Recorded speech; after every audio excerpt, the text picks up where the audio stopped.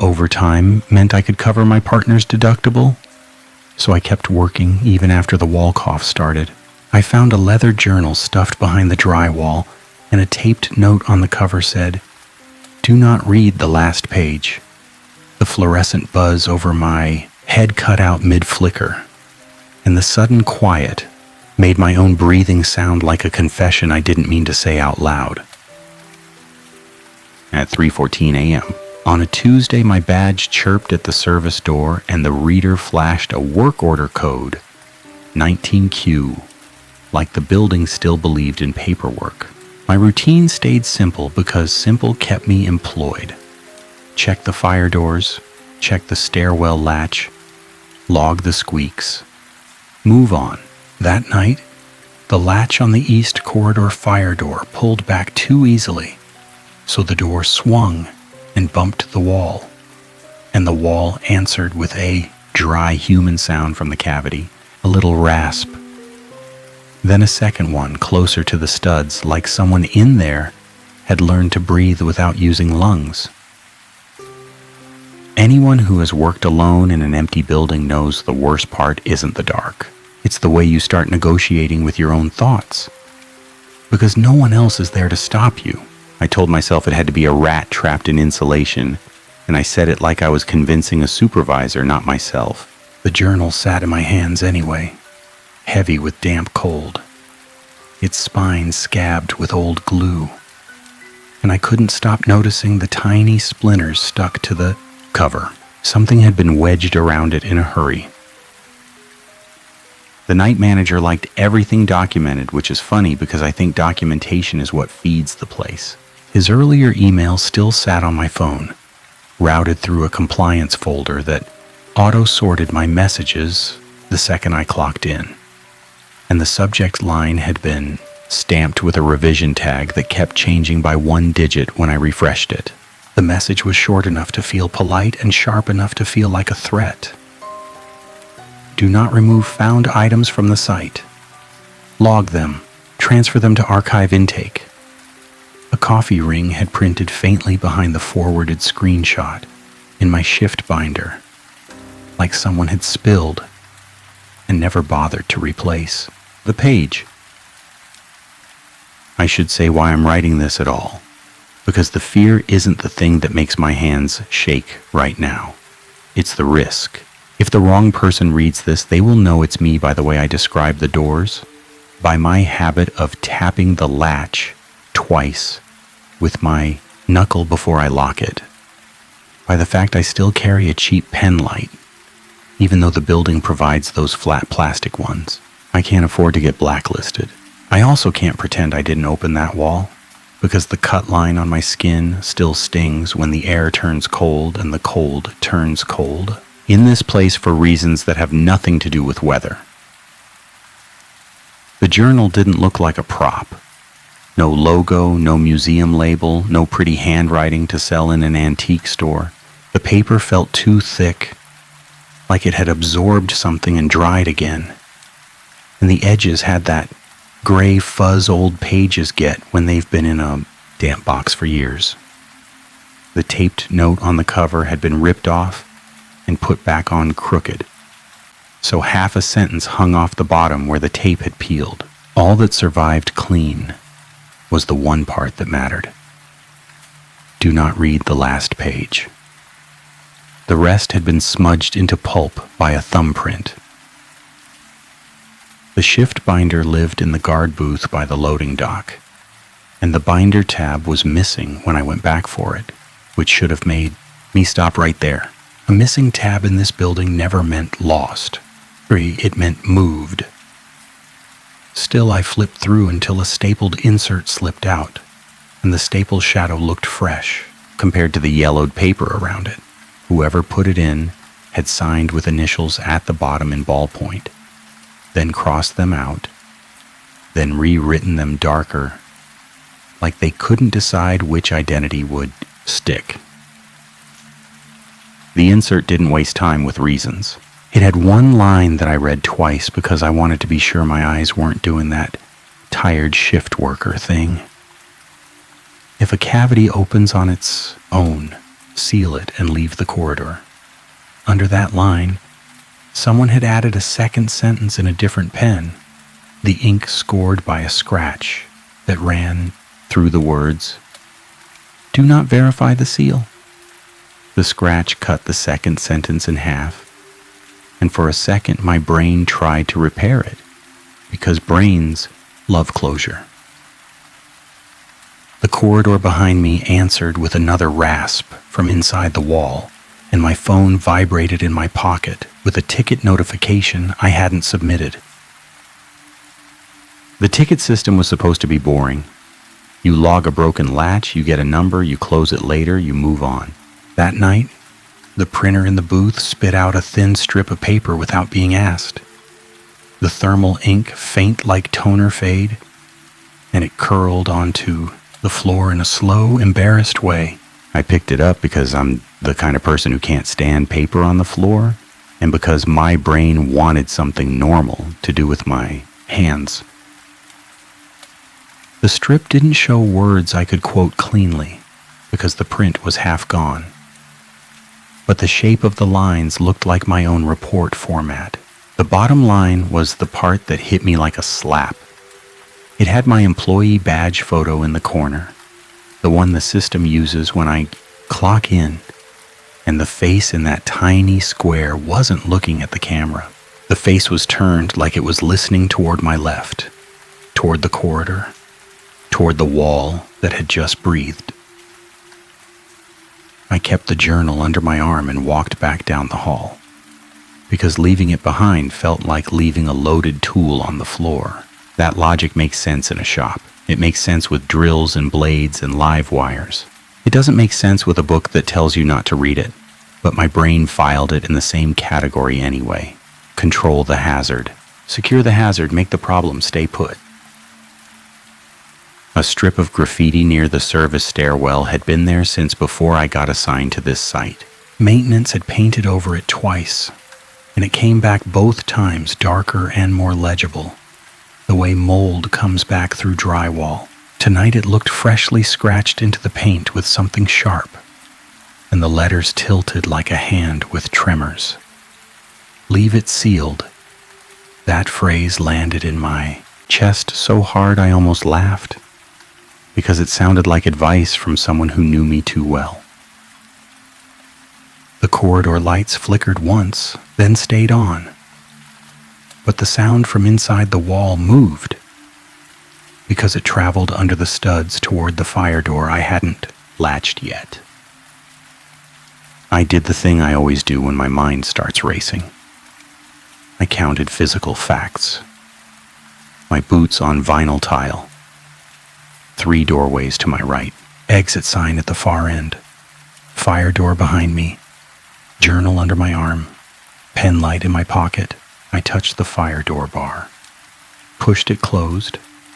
Heard the latch click. And the wall cough answered again. Now, muffled by the door. Now closer to my side of it, which shouldn't have been possible unless something had crossed the threshold before the latch caught.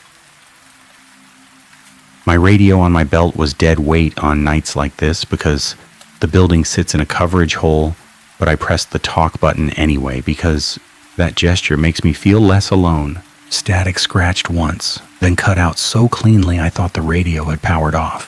A beep came through. A single polite tone, and a voice followed it. The kind of calm that belongs to dispatchers and automated systems. Archive intake advises no direct handling, the voice said. Do not open bound material. Transfer to containment. The voice used my site name, but it said it wrong. Flattening the syllables like a computer reading text it didn't understand. It wasn't a person from my crew, and it wasn't the manager, because the manager would have added a threat about my hours. I went back to the booth because the binder had told me to leave the corridor, and because the booth door had a lock that still obeyed me. The air inside smelled like stale coffee and plastic, which felt almost comforting. and I let my shoulders drop for 1 second like I'd earned the right to breathe. The journal sat on the desk beside the ticket printer, and the tape on its cover lifted by a millimeter, like the book was sweating. My phone chimed with an email, and the sender line looked internal, but the thread title had that same revision tag problem. The text was short, almost friendly, and that's what bothered me most. Because friendly language in a compliance message always hides teeth. In the body, a single instruction sat alone. Scan the final page for archival, attached to the ticket. That instruction felt safe. It felt like the sort of thing a tired worker does to make a problem someone else's. It also felt like a test dressed up as help, which made me angry, because I needed the overtime, and they knew it. They always know the leverage. My coworker, the only other person on the night crew, texted me from the far side of the building. He asked if I'd checked the stairwell latch yet, because his knee had been acting up, and he didn't want to climb the service stairs twice. That text should have been normal, and it should have pulled me back into routine. But my thumb hovered over the screen while my eyes kept drifting to the taped note on the journal. The tape edge had lifted enough that I could see the last page under it, not the writing, just the stiffness of a page that had been glued to something else. My mind ran a cheap little lie through itself. Maybe scanning it wouldn't count as reading. Maybe the rule was about attention, about comprehension, and a machine doesn't comprehend. That rationalization tasted clean and corporate in my head, and the shame came right behind it, hot under my collar. The printer whined, and the paper feed started rolling without a print job. I watched it because watching felt safer than touching, and the paper advanced until it jammed with a soft crunch. The shift binder had another insert, a new one I hadn't noticed earlier, and I remembered it because a corner of it had been torn, leaving a white notch like a missing tooth. The torn insert line I could still read said, "If the ticket printer jams, stop. Do not clear it by hand." Someone had underlined "by hand" so hard, the pen cut the page. A thin line of paper still poked out of the printer, begging to be pulled, and my fingers twitched, because my habit is to fix jams fast. Because I hate unfinished tasks, I kept my hands to myself and stared at the jam instead, and that patience felt like a small win I didn't deserve.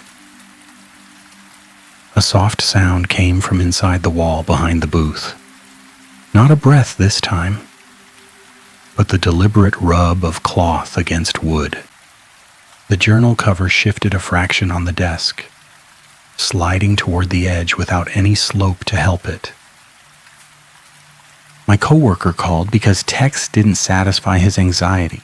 His voice sounded strained and tired, and I heard that familiar adult fear under his words. The fear that a job will punish you for being human.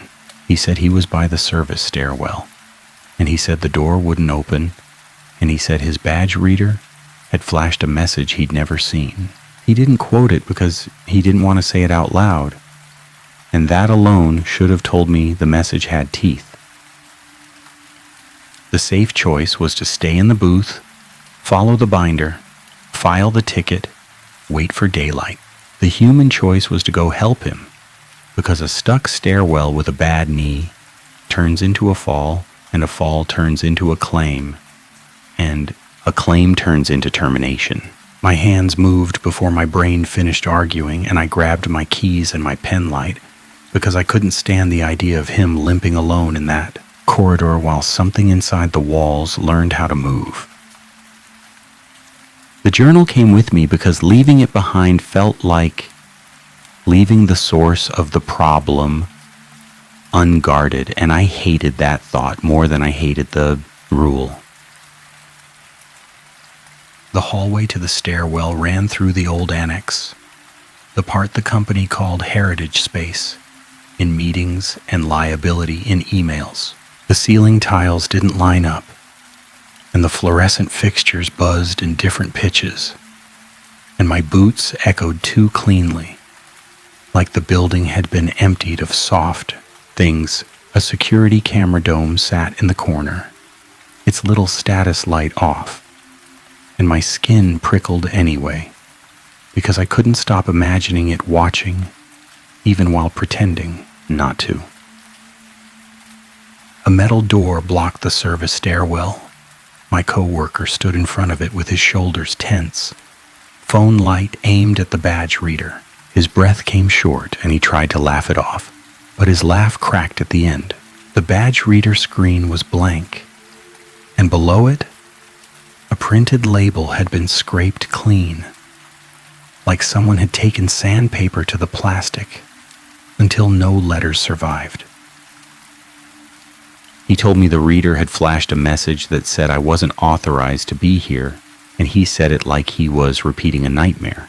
He held his badge up again, and the reader chirped the wrong tone, lower, almost polite, and the red light didn't flash.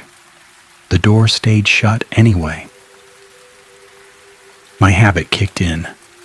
I tapped the latch plate twice with my knuckle. Solid, no give. I checked the hinges. Clean, no tampering. Then I leaned close enough to see my own reflection in the badge reader glass. The reflection blinked a beat late. My coworker swore under his breath, then stopped, because the hallway sound changed. The fluorescent buzz overhead cut out completely, not faded, not weakened, just gone. The Annex had been humming all night, a constant electrical insect noise, and now it held its breath. The silence pressed on my ears until my pulse sounded loud, and in that quiet, a soft scrape traveled inside the wall, beside the stairwell door, moving upward like something climbing without feet. His phone light shook, and he asked what I'd found. I wanted to say nothing. I wanted to lie, because lies feel like armor. The journal under my arm felt heavier, and the taped note on its cover caught the phone light just right, so the words flashed clean and sharp. He read the note and went pale. "Don't," he said, and his eyes didn't leave my hands. "Just don't." The door behind him clicked once, just once, not a full unlock, more like a courtesy tap from the inside. I made a choice that felt responsible in the moment. I told him to back away from the door, and I told him to keep his phone light on the floor, not the walls, because I didn't want him staring into the cavity shadows. Then I pulled the shift binder insert from my pocket, the one about cavities and seals, because my brain clung to rules when fear starts chewing through logic. I read the line again, and the torn edge of the paper caught on my thumb, and a fleck of old ink came off on my skin. For a second, the ink mark on my thumb looked like a thin surgical line. The stairwell door clicked a second time, and my coworker flinched like the sound had touched him. The corridor lights flickered once, and for that single blink, the wall beside the reader showed a different texture, smoother, older, like plaster under paint, and a darker seam ran down it like a scar. My coworker whispered that he needed to go home. He said his knee hurt, and he said his spouse would kill him if he got hurt on overtime again. And the way he said "again" made it clear this job had already taken more than hours from him. I wanted to get him out. I wanted to be the kind of person who protects a coworker instead of a schedule. I also had the manager's compliance email in my pocket, like a leash.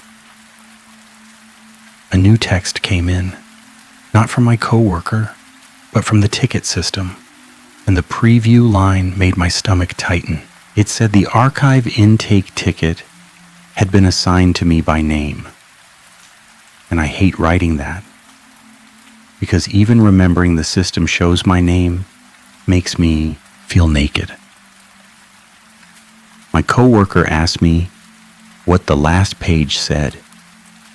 He asked because curiosity is a kind of fear, because humans try to name danger to make it smaller. The taped note on the cover had that ripped off bottom line, the part that had been smudged, and my brain kept trying to fill it in. Do not read the last page. What? Alone? At night? On site? Without gloves? The missing word gnawed at me. Back in the booth, the journal waited on the desk like it owned the room. My coworker limped behind me, one hand on the wall, and his fingers left faint sweat marks on the paint. The booth door clicked shut, and the lock turned smooth under my key, which should have been comfort. Instead, it felt like sealing myself into a container. The email with the scanning instructions still sat open on my phone, and the message had a small attachment icon next to it, like it expected me to obey. The binder had one more laminated card tucked into a pocket, the plastic scratched and cloudy, the corner peeled. The card carried a rule line that looked official, the kind a company prints after enough incidents make legal nervous.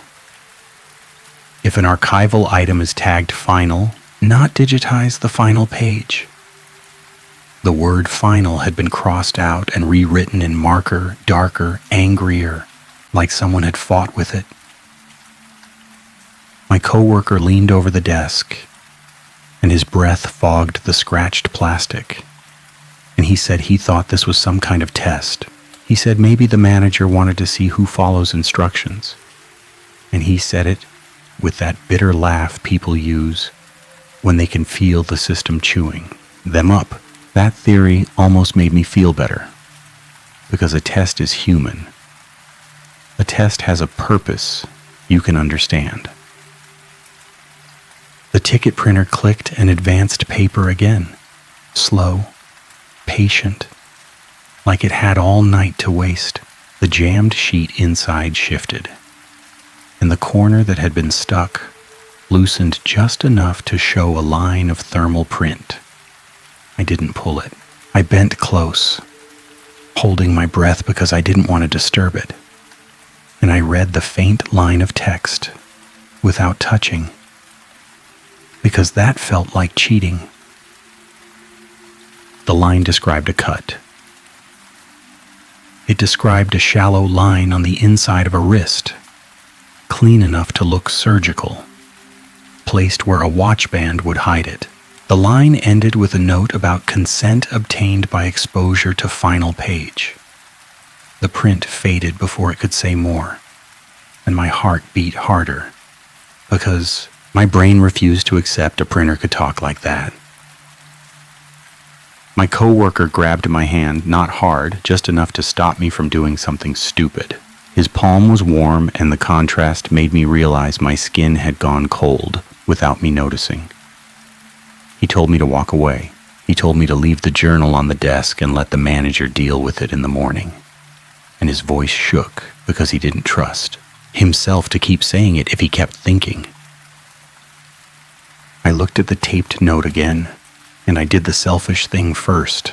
I thought about my overtime, about the penalty for leaving early, about the way HR flags abandonment when a worker walks out mid-shift.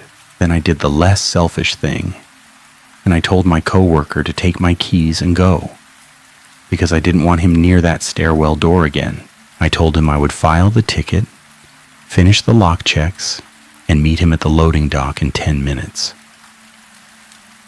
He hesitated, and his eyes flicked to the journal, and I saw the fight in him between curiosity and survival. I pushed the keys into his hand anyway, and my voice came out sharper than I meant it to. The guilt hit me right after, because I sounded like a supervisor, and I hated that. He left. The booth door clicked behind him. The hallway swallowed his footsteps fast, and the silence that followed felt like the building listening. My phone buzzed with another email, and this one carried a different admin marker in the thread preview, a different folder path, something like it had been routed through a department I hadn't seen before. The message body was short, and it carried a line that made my stomach turn, because it read like someone knew what I would do next. Archival compliance requires proof of final page condition. Photograph acceptable if scanning fails. That line pushed my brain into that tired corner where rules start to contradict and you pick the one that protects you, not the one that keeps you safe. Photographing felt safer than scanning because a photo is an image, not a digitized page. And I know that sounds like word games, but that's what corporate life teaches you. Obey the letter, hide behind the form. I opened my camera, aimed it at the journal, and the screen showed the cover clean and flat. My hand shook, and my micro trait betrayed me. I steadied my wrist by pressing my elbow into my ribs, the way my old foreman taught me when I used to drill into tile. The moment I framed the taped note, the camera feed glitched. Not a blur, not a drop, a hard cut. The screen showed the last page already open. I didn't touch it, I didn't flip it. The page lay exposed on the camera feed, the paper bright and dry, and a thin shadow line ran down the middle like a fold that shouldn't exist. In a bound book, my throat tightened because my brain couldn't hold both realities at once. Closed in my hands, open on my screen. A clean sentence ran along the top of the page in tight, old handwriting. And I won't copy it here because the words feel like a hook. And I won't hand anyone a hook. The drawing beneath it looked like surgical notes. But instead of a body, the diagram showed a dark shape pinned under clamps. A silhouette made of nothing but ink and cross-hatching. Even in a blurry camera feed, the lines looked too confident. I lowered the phone, and the journal in my hand stayed closed. I raised the phone again, and the last page still stared back at me from the screen, open and waiting. The rule on the taped note didn't say anything about cameras. I should have shut the phone off right then. I should have dropped it, walked out, and let overtime burn. My fingers pinched the cover edge anyway, and I lifted it a fraction because my brain couldn't stand the contradiction. I told myself I was only checking. I told myself I needed evidence. I told myself I needed to protect my coworker by understanding what was trying to trap us. The last page opened with almost no resistance, like it had been waiting for my thumb. The paper felt warm compared to the rest of the journal, which made no sense in an unheated booth. My eyes hit the first line of handwriting, and the moment I understood it, a cold, clean sensation traced across the inside of my wrist. Not pain at first, pressure, a line drawn with certainty. I yanked my hand back and dropped the journal onto the desk.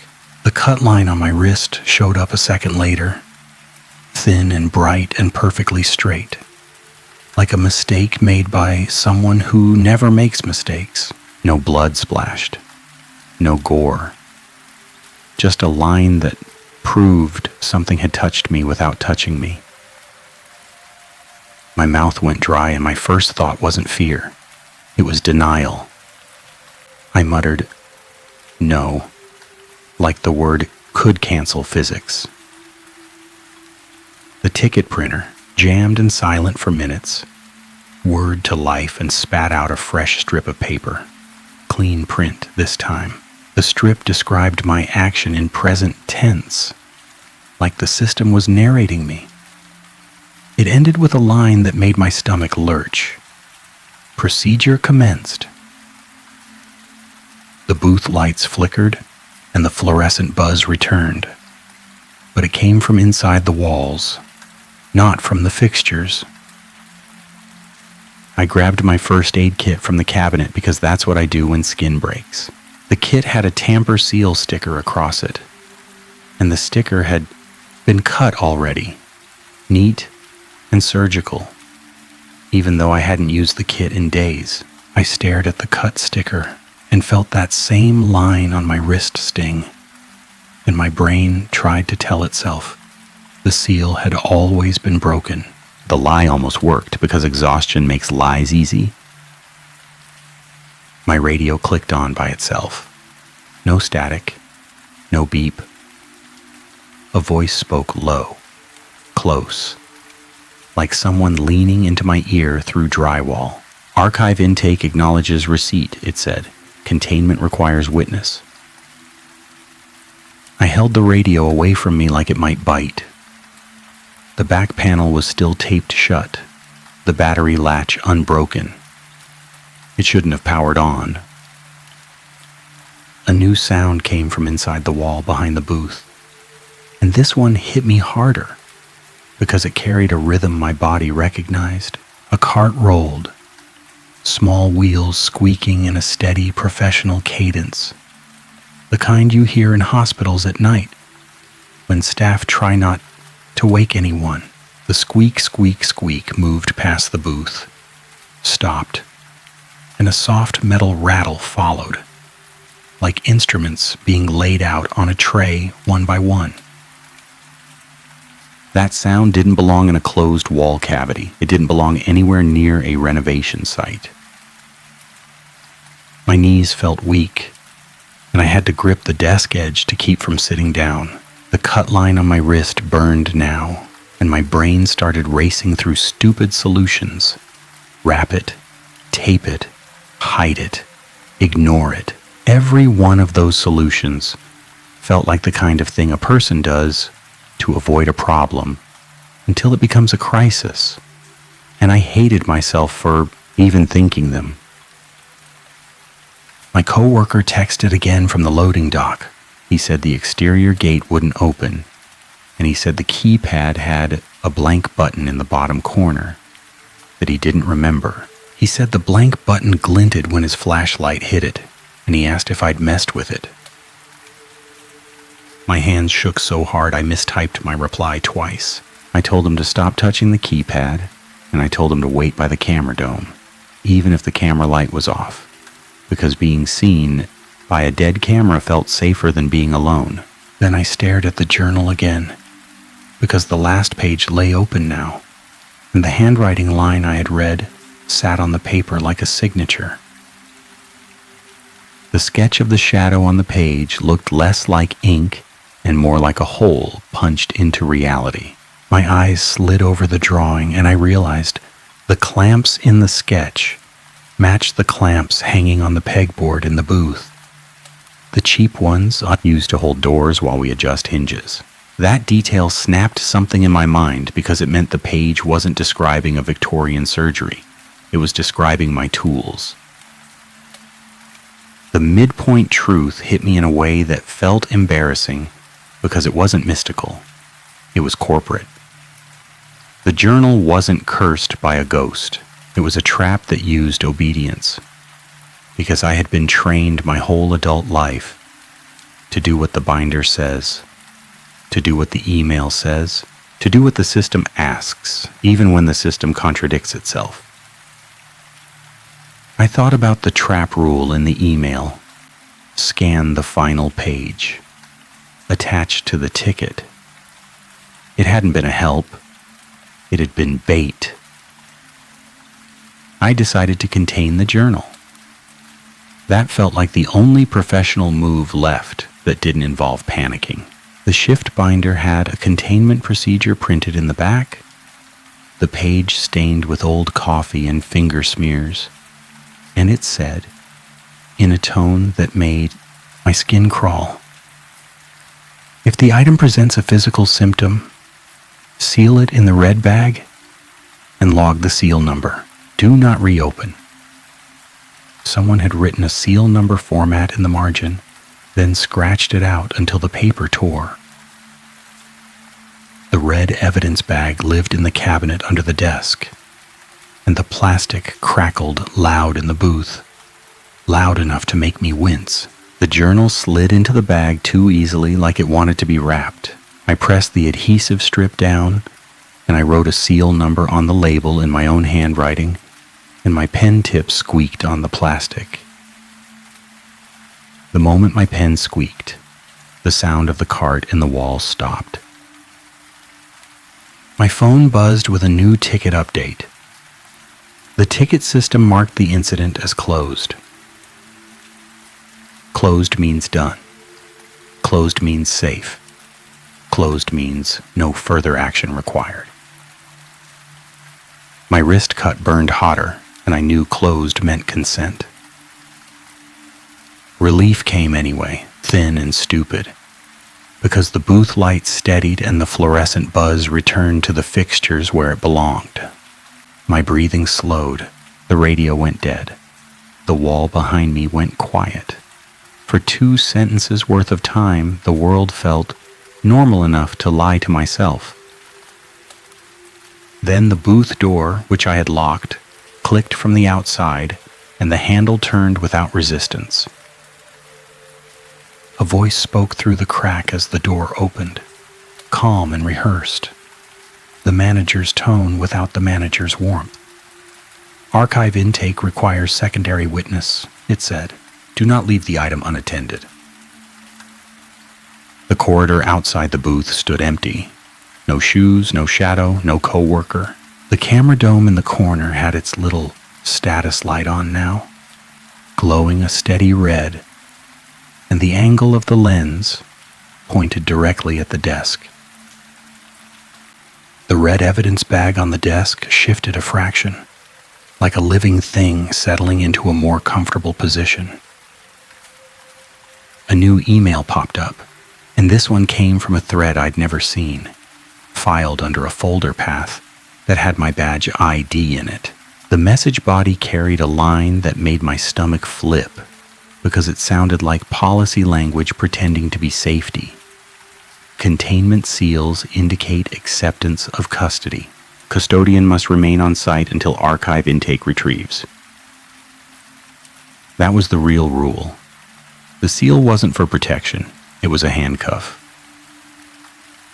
I stood frozen, staring at the booth door, because leaving would violate custody and staying would keep me within reach of whatever the system had started.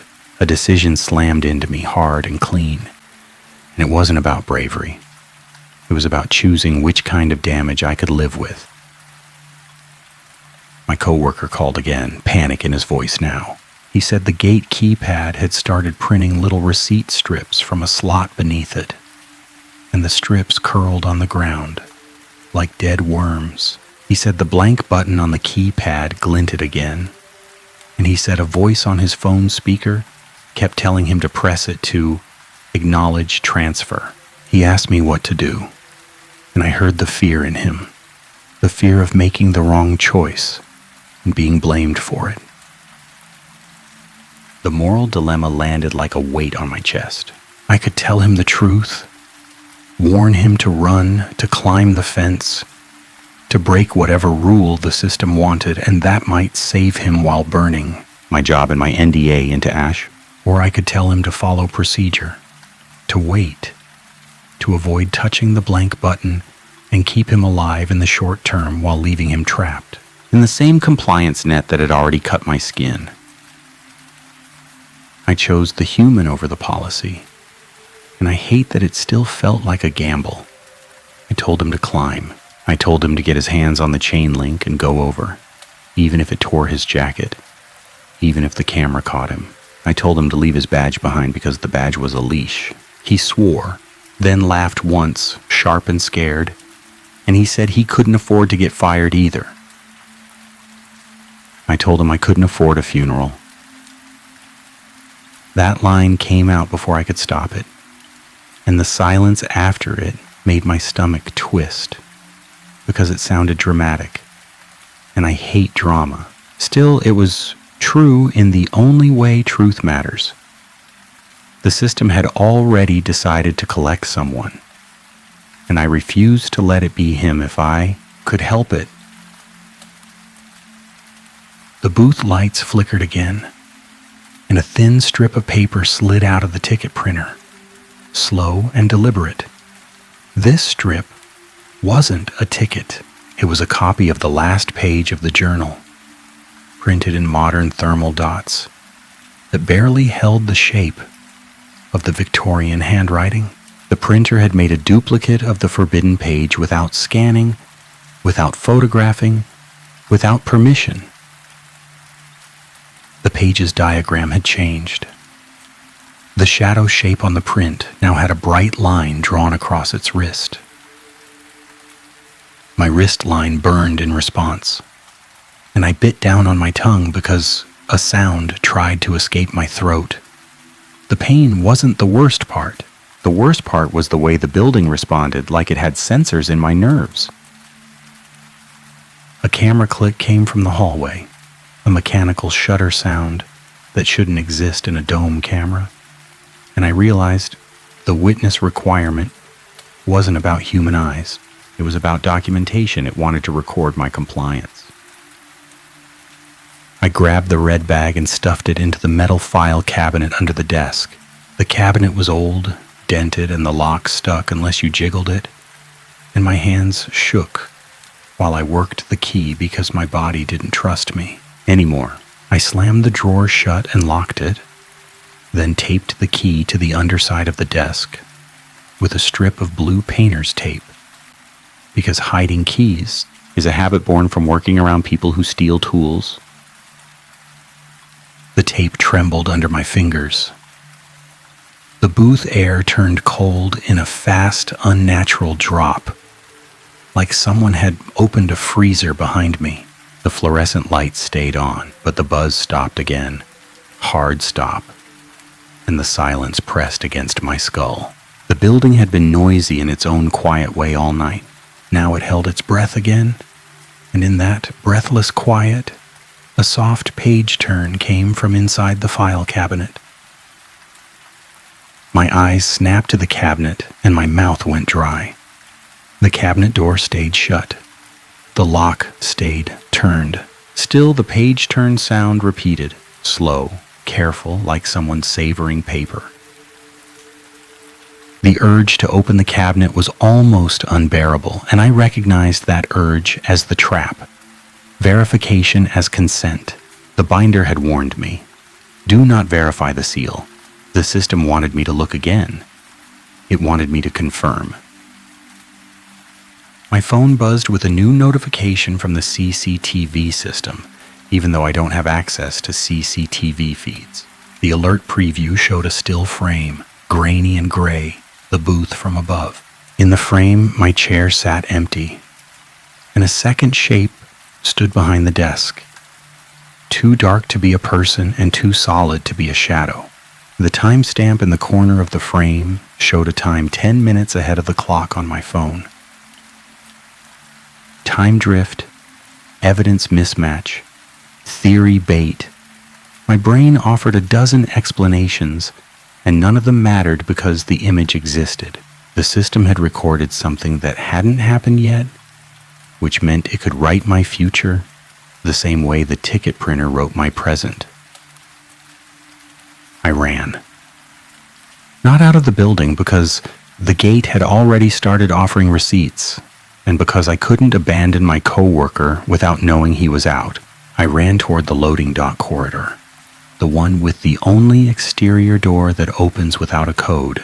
My boots slapped tile, and the sound chased me, and behind that sound, the Annex corridor stayed silent, like the building refused to waste breath on my panic.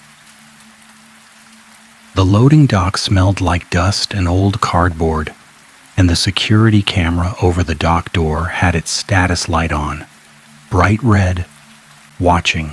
My coworker stood near the fence line outside, one leg hooked over the top rail, his bad knee shaking. He saw me through the glass and mouthed something I couldn't read. The dock door lock clicked. I pressed the bar. The door opened a crack, then stopped like it hit a chain. My keys weren't on my belt. I'd given them to him.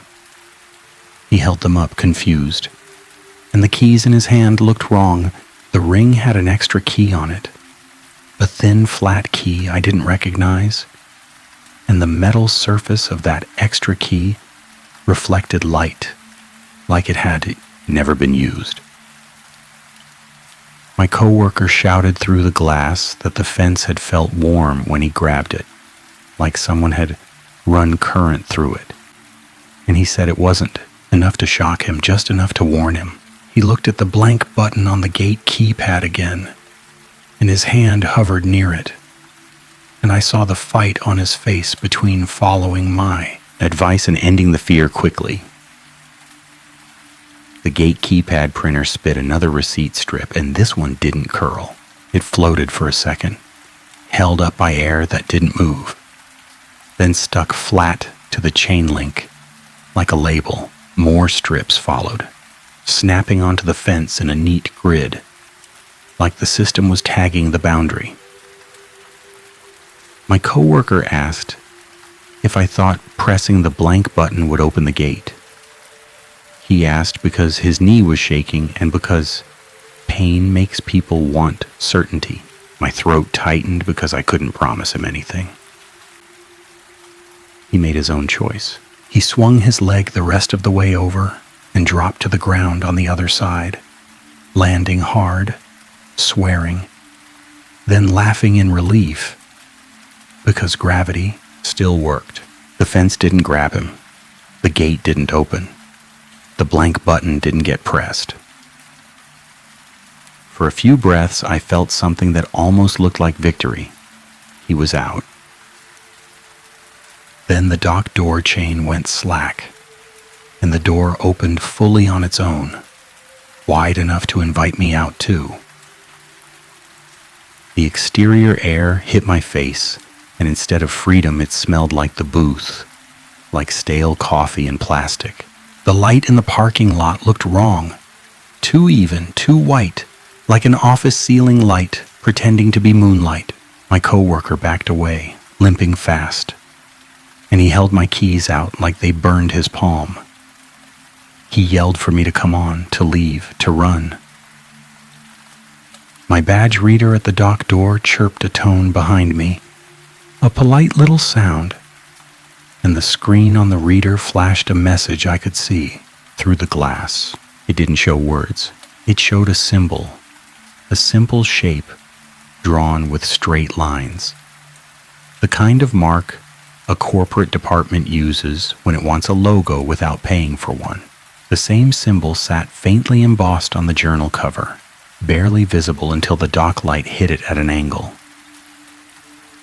Shared universe, same mark, same system. My phone buzzed one last time with an email. The subject line carried an admin marker in the preview, something like archive transfer complete, and the revision tag at the end of the subject ticked forward as I watched. The body contained a single quoted line, printed like a copied policy. If you've seen that symbol before, don't ignore it. Those words belong to the system, not to me. And that thought made my stomach twist, because it meant the warning was real. I didn't step out. I couldn't. The moment my boot crossed the threshold, the cut line on my wrist flared, and the dock door reader chirped again, a little confirmation tone, like it was waiting to log my exit as a signature. The outside wasn't outside. The outside was another corridor with different lighting. My coworker limped farther into the lot, then stopped and turned back like he couldn't accept leaving me. He shouted my name, and hearing my name in his voice made my throat tighten. Because names are anchors, and anchors get cut in places like this. I forced myself to act competent because panic helps the system more than it helps me. I told him to throw my keys over the fence and walk away. I told him to keep walking until the air smelled normal again, and I told him to call in sick and never come back. He stared at me like I was already gone, then nodded once, hard, and did it. The keys clattered on asphalt, and the sound rang too clean in the wrong light. He left. His footsteps faded for real this time. I went back inside and locked the dock door, because locking is a ritual that makes me feel like I can still draw lines. The lock turned smooth, and the dock light flickered once, and the booth radio on my belt came alive with a single quiet click.